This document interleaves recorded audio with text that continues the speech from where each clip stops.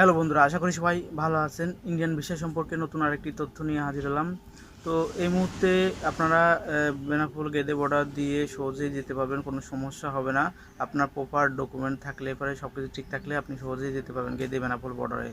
তো একটু স্বাস্থ্য পরীক্ষার মধ্যে যেতে হচ্ছে, যেহেতু নতুন একটি ভাইরাসের আগমন হয়েছে, সেটি হচ্ছে মাঙ্কি পক্স বা এমপক্স নামে একটি ভাইরাস, মানে আপনার বসন্ত রোগের মতন গায়ে গুটি গুটি হয়।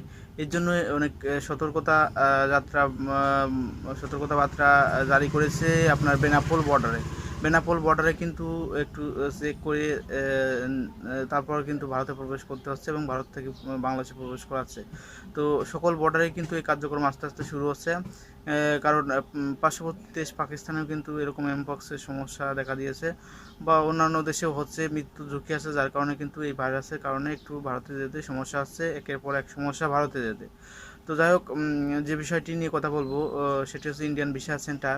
তো সেটি হচ্ছে, অনেকেই কিন্তু এখন মেসেজ পাচ্ছে পাসপোর্ট ডেলিভারি নেওয়ার জন্য, কারণ অনেকের পাসপোর্ট আটকে ছিল, পাসপোর্ট তাদের ডেলিভারি ডেট অনুযায়ী দিতে পারেনি দেশের পরিস্থিতি অনুযায়ী। তো সেগুলো এখন কিন্তু মেসেজ দিচ্ছে, মেসেজ দেওয়ার মাধ্যমেই কিন্তু আপনার পাসপোর্টটি ফেরত দিচ্ছে।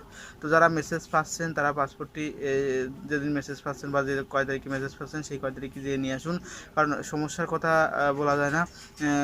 আপনি যে ডেটে মেসেজ পাবেন সেই ডেটে বা তার পরের দিন যেয়ে পাসপোর্টটি নিয়ে আসবেন।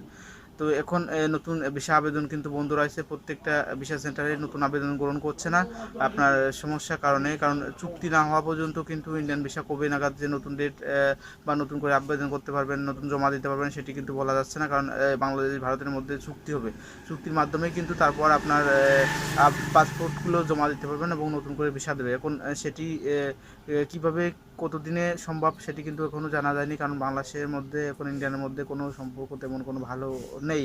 তো আশা করি হয়তো অনেক কিছু আমদানি রপ্তানি বন্ধ আছে, সেগুলো ঠিক হয়ে যাবে এবং এই ভিসার ব্যাপারেও চুক্তি হবে। তো যাই হোক, এখন বর্তমানে আপনারা যারা পাসপোর্টের নেবেন বা আপনার জমা দেওয়া আছে, তাদের অবশ্যই মোবাইলে এসএমএসের মাধ্যমে যেতে হবে, এবং আপনি এখন নতুন করে কোনো অ্যাপ্লিকেশন করতে পারলেও পার্মানেন্ট ডেট নিতে পারবেন না।